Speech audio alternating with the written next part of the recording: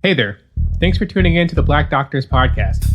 I'm excited to announce that we are partnering with the Black Coffee Company. Head over to their website and use the special promo code BLACKDOC, BLKDOC, to receive 10% off your order.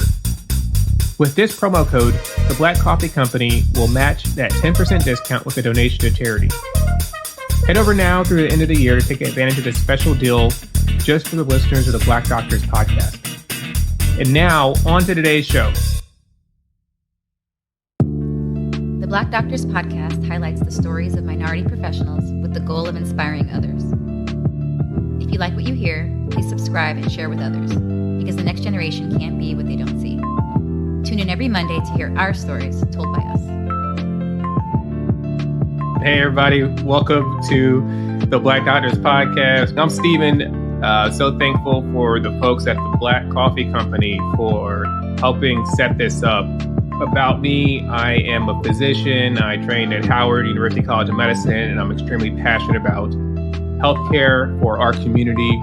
I really want to work at building that next generation of healthcare leaders, physicians, nurses, engineers, all those folks going to school and creating these pipelines of representation. As I produce my podcast, which comes out every Monday, I'm always looking for interesting guests and other people to affiliate and align myself with. I've got a good friend, Monet. She's a graduate of Xavier, and she's who introduced me to the Black Coffee Company. And for about a year now, I've been following these guys and been seeing what they've been up to and seeing what they're doing for the community. We reached out, we chatted, and said we got to get together, do an interview, get these guys on the show, hear their stories, what they've overcome, and how the heck do you start a coffee roasting business? So interesting story that I'm sure we're about to get into.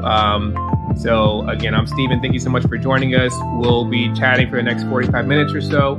After we're done here, I'm going to edit this episode and put it up on the podcast itself. But thank you so much for tuning in. At this point, Leonard, Gino, Jamin, Christopher, thank you guys so much for joining. Thanks for having us. Thanks for having us. So let's start by kind of hearing a little bit of your backstories, and maybe old to your followers there in the group. But I think it's always something to learn. Leonard, what? Because you guys were friends since high school. Yeah, Jamin and Gino have been friends since junior high. So. Man, so how'd the group all get together? Nah, quick correction. I didn't like Gino in junior high. They were friends. Don't know why. They went to the same junior high. No, I'll kick things off. So Jamin and Gino all went to junior high together in Los Angeles. And then they went to high school, and that's where they met me. And so the three of us all went to high school together, Washington Preparatory High School. Shout out to the prep. And then all three of us, ended up going to Xavier University of Louisiana. That's where we met Chris and Branden Cole as well. Gotcha. Where was high school at? Los Angeles. Go ahead, Chris. LA.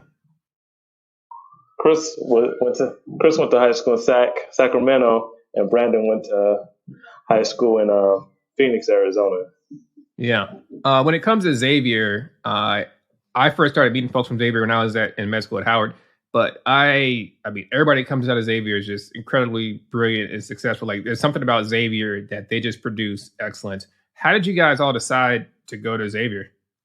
Well, for me, I did a summer program, SOAR 2, my junior year going to senior year of high school. And we was there for about a month. Leonard was there too. And that's all I needed was that month. And I was like, yeah, that's where I'm going to go. What was that program in? SOAR 2, it was mathematics and engineering, I believe. And Leonard, what did it for you? Yeah, so that was my first introduction to New Orleans and Xavier University of Louisiana. I actually recall when I went there for the summer, I had no real intentions of going. They made us fill out an application while we was there. I guess I was part of the process. So I applied, and my dream school was always UCLA. Got accepted, but then they was only giving me loans, and I got a full ride to go to Xavier. So I just went where the money went. But it was actually the best decision of my life, actually.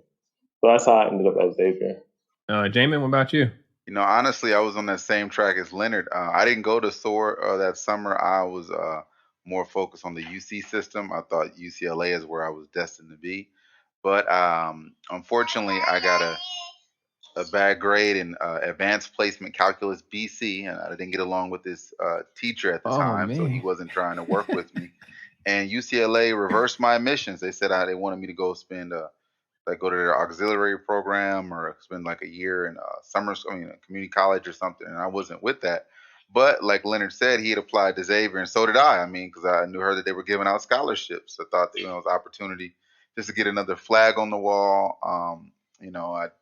But lo and behold, it was like Leonard said, the best decision of my life when it was I had an opportunity to still go there at that summer. So sight unseen, a week before it was time to go, I hopped on a plane and flew on down. Wow. Oh, that's dope. And a lot of the kids that listen to the show, because there's setbacks that we face in life. So how did it feel getting kind of set back from UCLA versus how it ended up for you at Xavier? Well, I will say coincidentally, I had been watching a lot of A Different World right at the tail end of our senior year, right as we're going into the summer, because I had to make this decision after we graduated. Wow. And it was like, wow, I wonder if I'm missing out not going to an HBCU. And it just so happens that's where I was headed. So, I was already just a tad bit inclined, thanks to media, thanks to our representation on that show that has changed so many lives. I'm one of the many. Christopher, what about you, man? So actually, I was at Valley High School in Sacramento, California. That's where I played concert, marching, and jazz band. And school had let out. I was there just waiting for band practice to start. And there was a girl I liked who was going to a meeting after school. So I found my way into that meeting, and they were actually talking about, undergraduate studies and college and all that good stuff. So there was a counselor there, and his name slips my mind, but he was just, talking to us about achieving our goals and things of that nature, and then there came a point where we had a one-on-one. So he took a look at my transcript and was like, bro, like, what are you doing? Like, you got to, let's get it. So he asked me what I wanted to do, and I always had a passion for, becoming a physician. And so he said, well, if you're thinking about doing that, there's really only one place I can lead you to, and that's Xavier University. So we got on the phone with my mom, and she was not having it. She was like, nah, He's going to UC Riverside. Oh, no. He's staying in Cali with me. And he looked at her and he said, you know what? If you want to make him a man, you got to send him off to school so he can, grow up and grow into his destiny. And so about a year later, had all my bags, and it was the first time I ever seen or experienced anything about New Orleans or Louisiana. Wow. It was wow. Something, it was a big hurdle to overcome, but it ended up being one of the best decisions I made in my entire life. So what instrument did you play? Tenor and alto saxophone. Okay. That's what's up. You still play? Not really. Not too much. Once I got to Xavier, they didn't have a marching band, which was my real passion. The concert and the jazz kind of got me through, but yeah, I hit them books. I didn't really have a lot of extra. Yeah, but the things the five of you have accomplished since leaving Xavier, what happened at Xavier that got you guys so close and connected? I think it's just that closeness. Like me, Leonard, and Jamin came from LA. Chris came from Sacramento, so we had that California connection. And then Branden came from Arizona, and he's, that's West Coast, so it wasn't like, he wasn't too far from us. But just being in that area, we didn't have a lot of experience, but you had to lean on each other. Like your family's not there, your friends aren't there. We have to make friends. You have to bond. And, that's what did it for us. It was that experience that was the first time I think we've ever lived on our own. And then so we had to rely on other people's knowledge, other people's experience to get through. So and that's what bonded us. Yeah, I agree. Going to a new place, being on your own for the first time, naturally your instinct is strength in numbers, being able to kind of rely on other people. So that's one thing we started to do. It took me a little bit longer to get inducted into the group because they all had a history prior to. And I mean, to be honest, one of the biggest lessons I learned was how to pick who to hang out with, because I mean, you coming across a lot of different people from all over the country. So naturally we gravitated towards that California West Coast love. And then once we built trust, we knew we were all we had. And I remember our late night trips to rallies where one of us may have gotten a mail and got a couple dollars, and we just, we all eat. That's the rule. If you can make it to rallies, we're gonna all eat no matter what. So that's something that we took on, and it's just pivoted us through life. Yeah, no, it's beautiful. I definitely had a lot of 29-cent and 39-cent tacos in college. Oh, it's dope. So we'll go around and see, what did you study in college, and where did your career take you once you left? Leonard, we'll start with you. Yeah, so I majored in computer engineering, minor in math and physics. So I was. It's kind of weird that none of us actually end up being pre-med or getting a biology degree. So after I graduated, I went to grad school, went to Michigan State to continue the engineering route. I did electrical engineering, master's and PhD in both of those disciplines with a concentration on secure wireless communications. Following that, I decided to work for the Air Force as a civilian. And I'm doing, working in different technical research areas for the Department of Defense. Yeah, that's dope. Gino, what about you? Yeah, I should have went last. When I was there, I majored in mathematics. It was computer science first, but I ended up leaving after my freshman year. Did the whole working, living and stuff, and then I went back to school at a different university, and then graduated with accounting degree. And now I've been doing pretty much customer service positions, and I think that's where my passion is, for helping people. I'm like, I'm pretty sure I'm where I need to be, because it's not work. It's like a job, but it's fun. So I'm like, I'm good. Jamin. I was going to say, I've been blessed to have many experiences.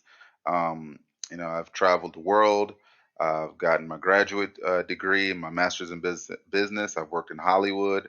I've gotten to try a lot of different things. I've been a consultant. Most recently in the past almost decade now, I've worked in education. And I'm thankful for that experience. I work in higher ed. I know that my work contributes to the education of the youth and giving other people opportunities, specifically at the university that I'm employed at. But I think Xavier is just instilled in us the mindset of always staying connected. So no matter where we went, what I did, we stayed connected to these guys. We always, we planned vacations and trips, and we made sure that we spent time with each other, and we, invested money seeing each other, which led to the future. That's awesome, Christopher. So I started out pre-med at Xavier. The summer prior to me going to Xavier, I actually participated in the Stanford Medical Youth Science program at Stanford University. And it was a month that we stayed there on campus and just kind of learned about the pre-med process and all that good stuff. And one of the experiences I had was working in the emergency room. And it was at that moment in my life I realized that I wasn't about that life. So once I got to Xavier, I thought I'd give it a try because I promised my mom, and ended up switching over to political science. During college, I had to keep a job. So I got a lot of retail experience, and that carried over into after I graduated. Spent about 20 years in retail and currently in medical credentialing. So it's crazy how life comes full service. But yeah. And we're missing Branden. What's the deal with Branden? Can't leave a brother out. Branden's the baby of the bunch. Yeah, he's a baby. Young Mike. So Branden is 3 years younger than us. He came to Xavier 3 years after we was there. He was going into our senior year, and not really exactly sure how we really connected. I think through my brother. My brother was in the same class as Branden, and so during that time we just stayed connected. And it was actually the trip to Motown where we went to Michigan for my brother's graduation, and Branden was there as well, and we all were inspired by the Motown story. And then from there is where our relationship with Branden really started to grow more than just mutual acquaintances. Nice, nice. And that trip to Motown, I know you've referenced it. We talked about it last time we chatted. You talked about going to Motown and I think seeing how Berry Gordy and his folks kind of worked to create a family investment fund. And that encouraged you guys to kind of get together, put your heads together and create, let's see, I'll get this right, the backpack investment. Yeah, go ahead. Let's hear about this backpack investment. I'm gonna give you an exclusive for the Black Doctors podcast. It was always, we had always tried and were interested in creating some type of group structure amongst us, because we realized we were going to spend our lives traveling from Jamaica to Vegas to Michigan to Chicago, New York, you name it. We wanted to have all these experiences together, and we wanted our community to come with us. And it was frustrating why we didn't have more participation in some of the group things we planned. And then also it was frustrating how we spent our money when we did have some of these group events, right? It was actually outside of a hookah lounge one evening when we had a very passionate, Livy agrees, we had a very passionate conversation that we could spend all this money traveling the world, going to these exclusive spaces, buying bottles and VIP and hookah and all this other stuff, but we couldn't, ever actually come together and form a legal structure, a business. And now we had the example where the Berry Gordy's family has showed us the way. Huh. And what year was that? That was 2015. We went down to Detroit and Motown Museum. And after that visit, we were inspired. But then it's one thing to be inspired and then just go your separate ways. But right. So we got together, because we all live in different cities. I was living in Ohio at the time. Jamin and Gino's in Los Angeles. Chris is in Atlanta. Branden was probably in Louisiana or Seattle, one of those two places. So we just sent out an email. It was like, let's figure out what we want to do. Investment Club was one of the things that came to the forefront. It was like, let's learn about the stock market. Let's put our money together. Like, this is the very first time that we've ever done anything like that, right? Chris has a story about, like, can we really trust? I mean, we know each other, but putting money together is a different level of trust. Right. And so we started small. We didn't come out the gate put 5,000 on the table or anything. $50 a month. Who could commit to that? And these are the 5 that decided to do it. Right. Started out a larger group, but these were the 5 that decided to hey, let's try this out. And from there, we saw we would meet regularly every 2 weeks or so on Google Chat. I think that was the only virtual platform at the time, right? So we've been doing this for a long time. We would get together and learn about the stock market. We'll give assignments. I'll go research the telecommunications sector. Gino go look at autonomous driving at the time. Was really big into that. Into the different tech fields. Cannabis was another area that we was researching as well. So, I mean, we just treated it like a class project. Every 2 weeks we get assignments that come back to the group these are some stocks that might be of interest to the group to take a vote. And then we'll just use the money that we pulled together to purchase shares of the different stocks that we were interested in. That's dope. So from $50 a month. And we was doing that for it's $50 a month. Real small, simple. We had dues.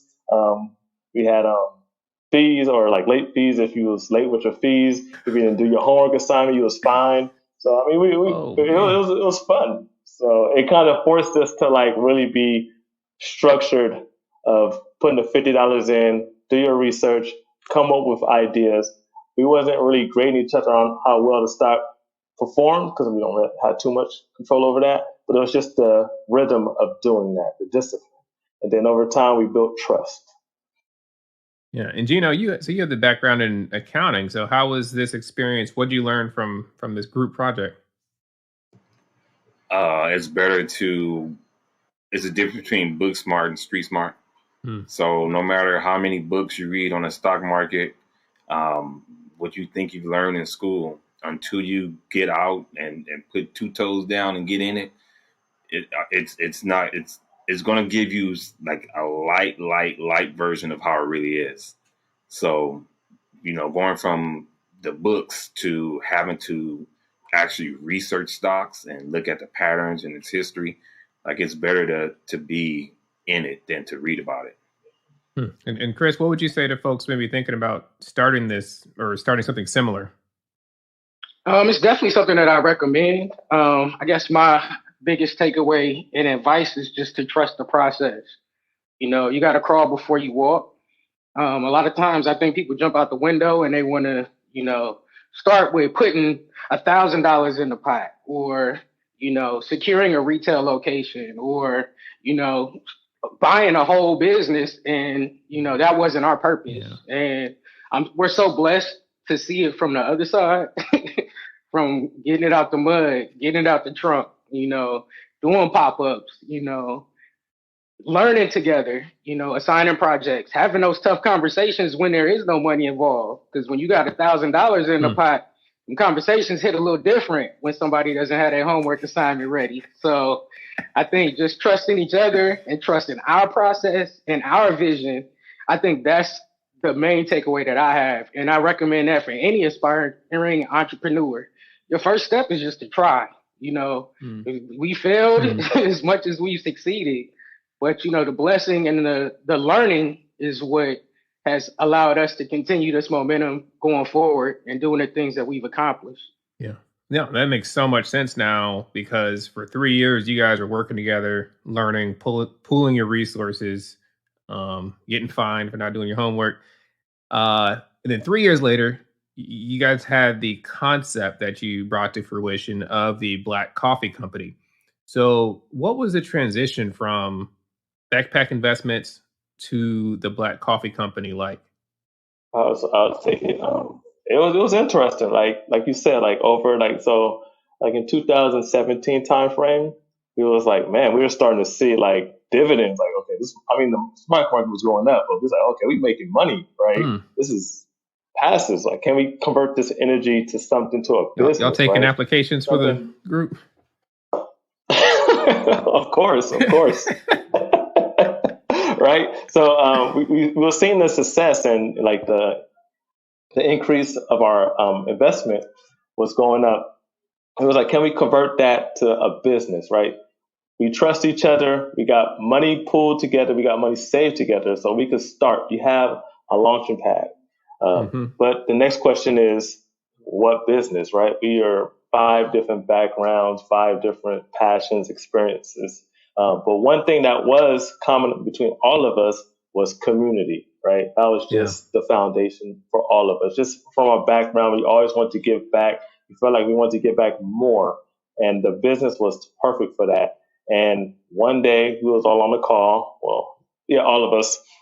I think it was myself, Jamin, and Branden. It was our early morning call, investment call. I'm drinking coffee, Jamin's drinking coffee, Branden's drinking coffee.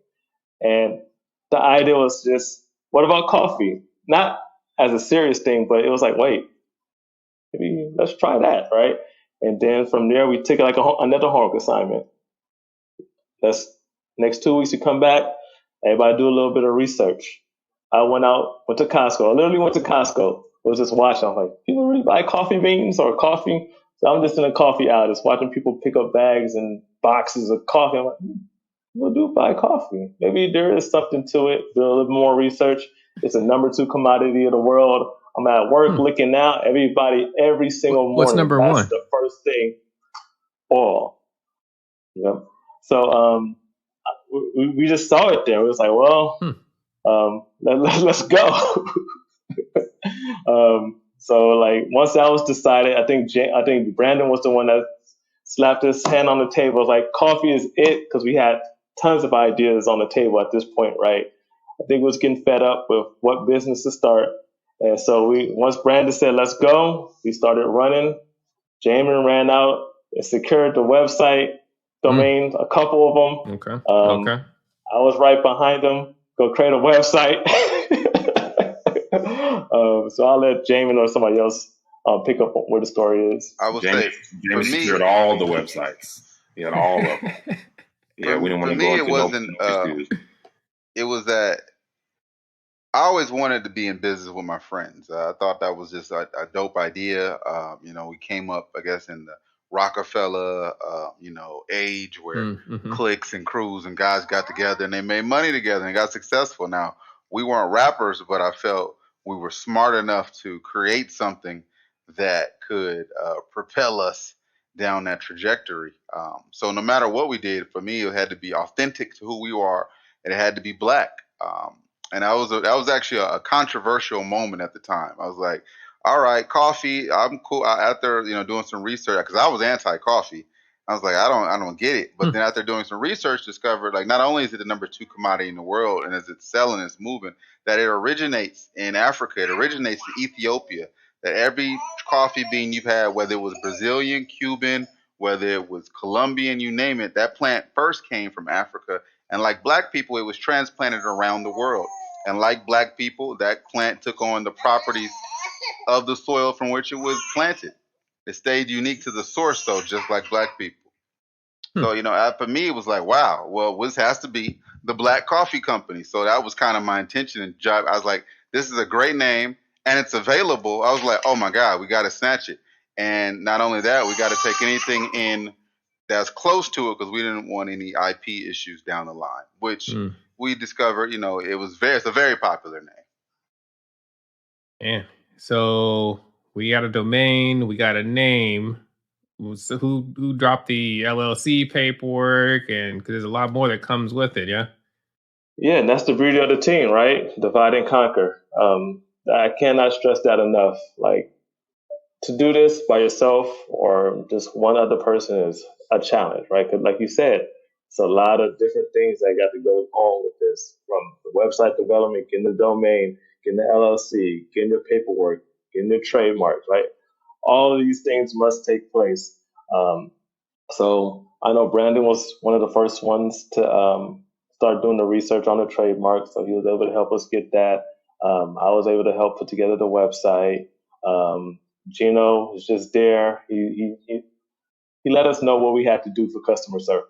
I haven't done any retail experience whatsoever. Same with Chris. Chris was like, when we did our first pop-up, Chris put together a template, a word for word of how we should walk our customers down the sales funnel. I have never seen any of that. And then once he showed me that, I was like, oh, that's why I end up buying all these things. Yep, the sales funnel, it'll get you. Sales funnel. So it was just a beauty that all of us was able to come together and bringing our experiences in together for the Black Coffee Company. And I'll pause there. Oh, Gino, come on, man. What you? No, like what Leonard said, definitely divide and conquer. So, and it's crazy because we have the website, we have the LLC paperwork, we have everything on paper in line, but we still don't have any coffee. So the very first thing that we sold was actually our woke mugs. So we had mugs on the Black Coffee website before we had coffee. And that came to be because we came up with the idea. We was thinking of what can we sell along with the coffee beans. Yeah. We know we didn't want to just do one item. That's it. So we brainstormed a couple ideas. The woke mug came up first. And the reason why that went up first was we had the mug, we were securing the coffee beans, and then here come Branden, let's go. So he's like, I don't care if we don't have the beans, website got to go up, put the mug on it, and we'll get the beans later. And that's just how it happened. So I think since we started, the woke mug has been our number one selling item. Of course, the coffee is going to sell itself, but yeah, it's crazy because we had a woke mug before we had beans. So yeah, I'll be remiss if we didn't, shout out Jamin, because he's our fearless leader. He leads the charge. But in terms of everything social media, he secured all of that. Started putting content out. We didn't have we didn't have a logo. We just had a name, and he was already at it. I mean, with the Facebook, the Instagram, and we built the brand before we even had a company, right? Our brand awareness was large, and that's all thanks to Jamin. Maybe he learned that in his business school, but in terms of marketing. But yeah, I mean, he's been our leader in that aspect. I appreciate it, bro. For me, I think it's all about just that principle with business that you can always iterate, you can always refine, you can always get better. And the goal is to continue to grow. So but in order to grow and to iterate and get better and refine, you have to start somewhere. And a lot of times I've seen in our community, in a lot of other spaces, people are hesitant to put it out there. They want it to be perfect. They want this super done photo shoot. They want the brand, the logo. They need the website. They need a how expensive web designer. They need all these things. And what you're doing is you're creating more barriers to beginning. So my mindset is we can always fix it. We can reiterate. We can do better. But we got to go and start somewhere. So that's been my, I guess, modus operandi, how I consider this business and our brand is that you got to go. We got to start. Don't be afraid of something that's different or may seem challenging, because we've accomplished a whole lot as a team, and we have so much more that we're going to as we grow. Yeah, no, that's dope, and obviously been very successful. So you launched a business in 2018, and we've really focused in on how you went about doing it. But along the way, you guys wrote up and ascribed to some core values, and these include entrepreneurship, financial freedom, community empowerment. And along the way, you partnered with other organizations, kind of from a nonprofit perspective. And along the way, you've been donating and really building and investing in the community. So can you talk about some of the ways and just share what the Black Coffee Company has been doing for the community behind the scenes, behind the woke mugs and the coffee you're selling? So like you mentioned, right? All of those things, the three core principles, I mean, it aligns with our background, right? We had an investment club, and that's why we chose financial freedom as one of our core principles, because we saw the power in pulling our resources together, becoming financially literate, understanding the stock market, learning different ways to invest and grow your money outside of just your earned income. And that was really eye-opening. So we wanted to make sure that was a core principle that we included in our coffee brand. And the second one is entrepreneurship. Well, the Black Coffee Company is an entrepreneurship, right? So it was like, this is something that's, I think, would resonate a lot with our culture. Just having the ability to be a true self and align that with the passion, having the opportunity to be a model for the community as well. Oftentimes, when we do climb the corporate ladder, we get further and further away from the community, thus reducing our true impact to the people that we want to really, resonate with. And then the third one is community empowerment. Like I said, community was one of our core principles that we all had a passion for. So with that, from day one, we decided to be very transparent in how we started the Black Coffee Company, how we started the investment club. We've left the blueprint, we call it, right? Everything that we've gone through, we've documented it and shared with anybody that asks us how to start an LLC, how to do accounting, how to pay sales tax. We did documentation, and we're always willing to provide that information to people that want to have questions about starting a business. Almost got a little bit lost on your question, but I'll let Gino pick up on anything I missed out. one of the most important things we want to do is to show people that it can be done. Number one, to get away that negativity of men not be able to work together. Like it's more than just one of us. Like it's five of us, and I think that's probably the biggest thing we want to take away from it, is because a lot of times people feel like the trust isn't there, or that's which is a big part. But we definitely want to make sure that if you find like-minded individuals and you guys work together, like you can get a lot done. So that's definitely what, for me, how community empowerment is what is the number one thing for us. Yeah, I'll let Jamin and Chris. You guys want to talk about the different partnerships and how we contribute back to the community? Sure. Well, one of the main things we wanted to do is, stay loyal and open to working with our alumni and some of the movers and shakers that kind of helped us grow into the men that we are today. So we thought that was extremely important, was to continue to maintain and grow those relationships. One of our biggest things was, we created this not only to be successful, but we wanted to be able to show others how to do what we're doing. Our goal is to have a network of people who are all movers and shakers, who are reaching back and helping those who need a little help or a boost, even in a coffee space. I mean, I meet a lot of entrepreneurs who do coffee, and they're surprised at how open we are to giving them the game. And, one of the things we always say is there's a Starbucks on every corner.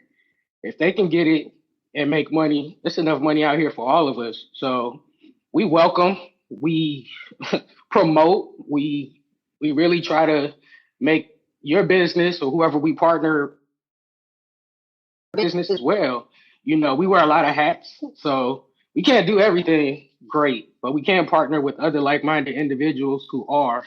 So, from Humanity 360, who does, a lot of mental health stuff, that's something that's near and dear to all of our hearts. And, they found a way to captivate an audience and share a platform. So we decided to undergird them and help them in any way that we could. We have Ohini. He's a pharmacist that we went to college with. He makes a natural soap, and so that's something that we've gotten behind, and we sell a lot of his skin care products in our shop. Dr. Flavor is another pharmacist that's alumni. She makes her own seasoning, and that's somebody that we partner with and promote. Jane, am I leaving out any other partnerships? I'm sure we got a couple that I'm leaving out.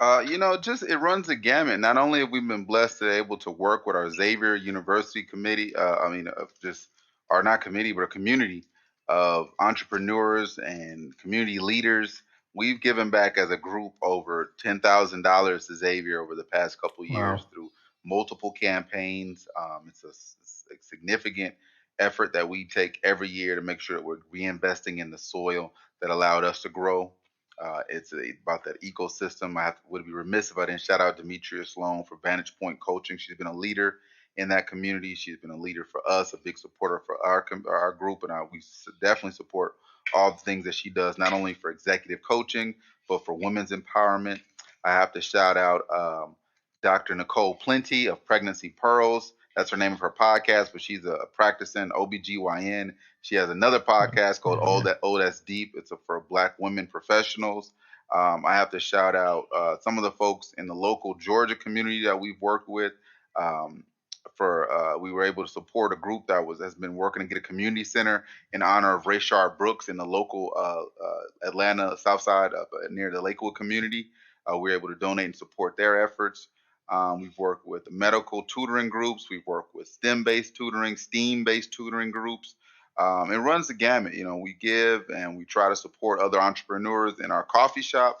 We've given our space freely for other entrepreneurs to demonstrate their practice, to sell their products and goods so that they can grow. It's all about, reinvesting in our community.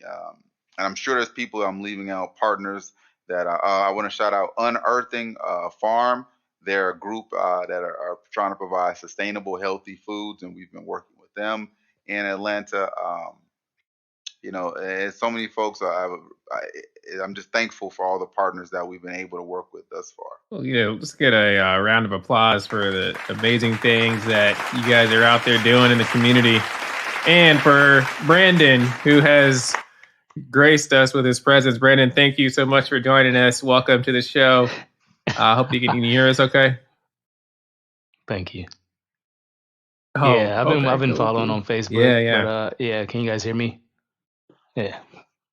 Yeah, we can hear you loud and clear. Go ahead, Branden. I mean, so you kind of track the story. We've seen how you guys got together. They said you're the baby of the group, and you were definitely influential in helping get things launched and run up and running. Yeah. I don't know why they call me the baby of the group. I'm just as old as these fellas, but I think I am a pretty big part of the group. But I mean, I got to give kudos to every one of these guys. Like I learned from them day in and day out, with all their experiences and stuff, the way they run their households, the way they take care of their families, and just the mentorship they give. Like nobody treats me. They may say I'm the baby in public and all this other stuff, but nobody treats me like I don't know what I'm talking about. They give me my due respect when I'm speaking, and it just comes with the territory. Just like when you're talking to your team, I'm a part of the team just like everybody else. But I really respect these guys. I really love these guys, and I just love this team. I love what we're doing, and I appreciate you for having us on your platform. Oh man, the pleasure's mine. And I think we're right at that point where we can segue to the part I've really been looking forward to getting to, because your guys' background, I'm not going to lie. I thought, since a lot of your bio said LA, I thought y'all all from Louisiana and Xavier. But y'all went from West Coast to Louisiana. Then you dispersed again. You stayed in contact. You did your investment group. You kicked off the Black Coffee Company. And you recently opened your first brick and mortar location. No other place better to start than the A, so ATL. Let's talk about that. How do you open a coffee store, and what does it mean to be, in the dirty South, Atlanta? What better place to be? I'll kick it off. I was the first person from the group to actually move to Atlanta, and the story in that is crazy. But anyways, to attend a church here in Atlanta. And so she actually is the one who started the Great Migration here to Atlanta, Georgia. And when I came, the experience it was just something in the air. I could just feel the Black excellence and the prosperity, and just to see us doing it in a way I'd never seen before just captivated me. And so, Atlanta just, for me, was my personal goal for it to be the first brick and mortar location for the Black Coffee Company. Now, the timing, I would say, wasn't what I was anticipating. Starting a brick and mortar, especially after we've, been able to get it out the mud and grind and start out doing our online thing, and even prior to, launching a brick and mortar company. And to be honest, I mean, a lot of our detractors, that was their biggest thing, is like, how you're a company, but you don't have a location. And so we always trusted the process. We decided to put in and lay that groundwork up front. And ironically, COVID pops up, and now most businesses who are brick and mortar are trying to pivot and scramble to adjust to online sales or being shut down. So for about 2 or 3 years, we prided ourselves as being the pop-up kings, where, with us all being in different areas of the country, we were able to all run concurrent events in our cities. And that gave us an opportunity to touch the streets and, try out our different recipes, or see what, the community was looking for and what they were wanting. And from there, we actually landed an event with Killer Mike at the swag shop. And Nice. we built a rapport with them, and, had a couple of successful events. And ironically, the location where we started our business, there was another coffee shop that was looking at possibly opening up. And for whatever reason, it didn't work out. The owner reached out to Killer Mike to see if there were any up and coming Black coffee companies that were out there. And he gave them our information. I honestly walked through the building just to do my due diligence. Didn't even think it was even fathomable for us to open up a coffee shop. But I brought it back to the group. Fearless innovator down there, Jamin, was just like, no, we doing it. And I'm like, wait, but what about, nope, we're doing it. So Atlanta chose us and we love them for it. And we're just happy to be here. That's dope. So you secured the location, and then, I mean, you got to decorate or design stuff. You got to set up point of sale. Like, y'all divided and conquered again, I assume. But how was that process? You know, I'll jump in, Steve. I'll say the biggest hurdle was that we had to raise the money. You know, that was the biggest concern off top. Before we even decided who would run it, how we operate it, how we design it. I mean, we had some ideas on what it could look like. Branden had used his wonderful engineering skills to draw out a sketch. We'd come together with our creative energy and about what it could be, but the money was the issue. And it was, all of us were working full time. All of us had been saving individually. We had created our investment club, but still, what we had projected in order to open this coffee shop, it'd be six figures in order to get it off the ground into the what space that it needed to be. And then it also includes rent, the lease that you'd have to pay, all the supplies that you'll have to get, the construction, the renovation budget. So we did what we've always done. We took it to the community. We went to our network, we went to our family and friends, and we were met initially with some detraction, some excitement. It ran the gamut. But we started coming with a pitch deck. We said, well, hey, every startup we hear about over the last 20 years, they went out and came with a pitch deck. They went to their family and friends and they raised seed capital. So why couldn't we do this? And the fact that we've already had a business in operation for 2+ years, that's demonstrated that we can do this. And thankfully, a couple folks believed in us first. I don't have the exact order, but it was actually when Beyonce put down 10 stacks that everything kind of started to snowball. Yeah, Beyonce. I believe honestly, I may backtrack. We might have raised up to 10K before she put her 10K in. So there were a few others who believed in us, and I always want to make sure we give them their love and support because they believed in us before anybody did. Oh, you can't lose. It's not the plan. It's not in the plan to lose. We're going to keep pushing, get it out the mud as best we can, apply for grants. Any available money that was out there, we were going after it. And then we were doing the work. What skill sets did we have that we could contribute? Like he said, I was there trying to sketch things out. Chris was there on the floor looking at the space, giving us his assessment of it all. Gino preparing like how we're going to hire and all these different things, just these different aspects, because it was a big thing to take on at the time. We were in the midst of COVID. We were doing well with our online sales. That past Juneteenth, we had probably had one of our biggest months ever, like a $10,000 sales month. And that was just unheard of at the time, being as young as we were within the company. And we're transparent about all these things, right? We knew we could no longer go out and be the pop-up kings, but we weren't the only ones. And we've always been about the community. So us not being able to do it meant that others weren't able to do it. So how could we bridge that gap? How could we then get those other entrepreneurs that were out there doing these pop-ups and doing these farmers markets, give them opportunity? So we created, even before this opportunity for us came along, we created our the virtual right expo. Now. What do we call it? The virtual expo. We are our Black Coffee Virtual Expo.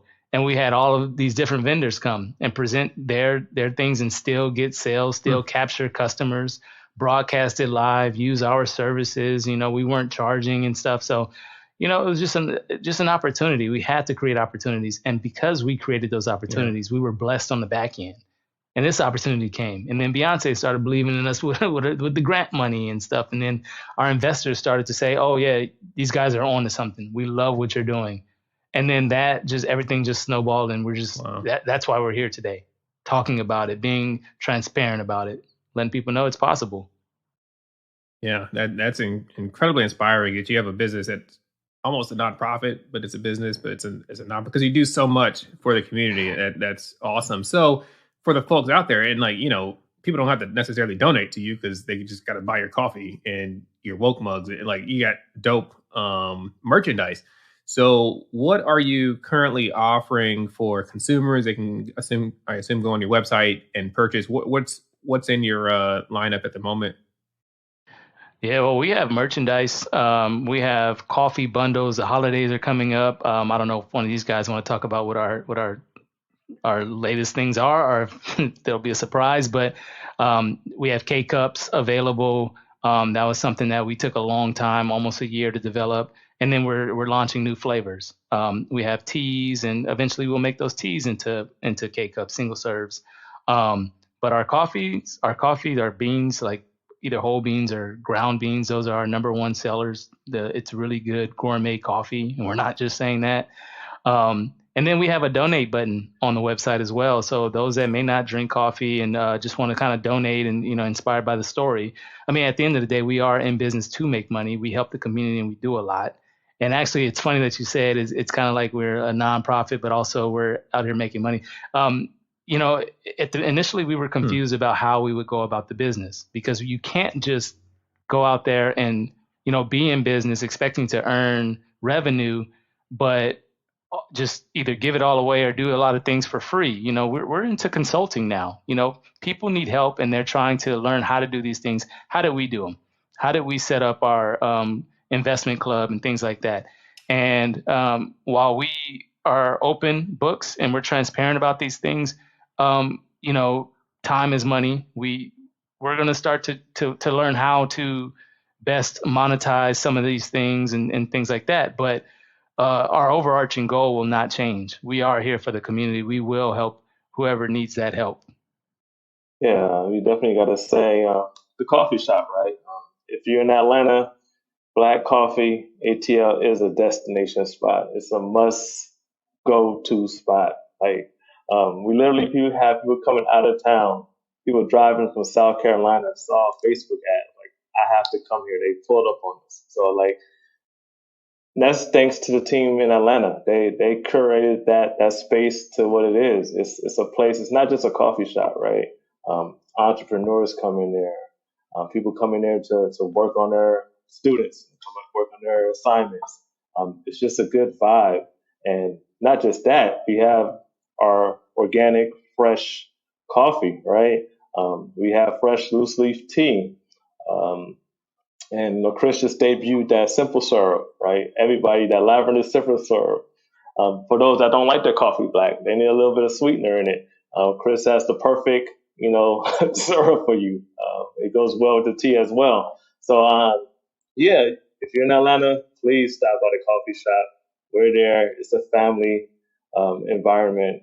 So even bring the little ones too. We appreciate, I appreciate you guys sitting down and having this chat. First time I've actually recorded a live episode with multiple people. So super excited about that. For me, as the podcast continues to grow, love to partner with as many people that are here to support our community. And you folks at the Black Coffee Company were kind enough to offer a discount to our listeners, to whoever's listening to the show. If you go to their website and order any of their products, the code word is BlackDoc, BLKDOC, and that will get you 10% off of your order. And unsurprisingly, they're going to donate an additional 10% to one of the charitable organizations that they work with. So you save a little, you help a little. Just par for the course for these good folks over at the Black Coffee Company. If you're in Atlanta, stop by the store. If you want coffee, you order coffee from all these other places, check them out. Try it. And the woke mug. I gotta get me a woke mug. You guys are all flexing with the woke mugs on the chat. I would, Stephen, one thing I wanted to add is one thing we've taken real personal is to try to mentor and help the next generation of people getting started. When we were looking to launch this business, there weren't too many people who were willing to just, help us along. We had to figure it all out, get it out the mud, so to speak. So, and we were always intentional in, our actions and how we give back. So we're really into mentoring. We hope that, I always tell people that say about, hey, can I get into coffee? I say, if there's another 100 black facing coffee businesses tomorrow, that's still not enough. This is a multi-hundred, billions and hundreds of billions of dollars, and we do not have the representation that we need within this industry yet. This product, this commodity started with us. Yeah, if you look at the top of the chain, you don't see us. So, we're all about inclusion, trying to bring as many different people in from different walks of life, from different faiths, different genders, different belief systems, you name it. We're all about being welcoming to people who really about changing the community and growing. Definitely time for the final word. So, Christopher, what would you gonna leave us with? I guess one of the things I'll say is, just trust your life journey. Going to Xavier and not becoming a doctor like I initially planned, and kind of finding my way through retail and some other things. It's crazy that being in a group of such amazing partners and my brothers, some of the skill sets that I bring to the table are some of the worst jobs I ever had in my life. And so, just being able to deal with customer service, knowing to make sure that the front doors are wiped down so you make a good impression when your customers first come in. Or, sometimes the parking lot's a little rough and you got to get out there and, sweep up and clean up. It's just all those grinds I did, to make somebody else rich. It feels good to be able to do that for myself and my community. So no matter what you're doing, whether it's the job, put your all into it, because you never know when those seeds are going to come back up and reap a harvest for you. That's good. Branden, you had a final word.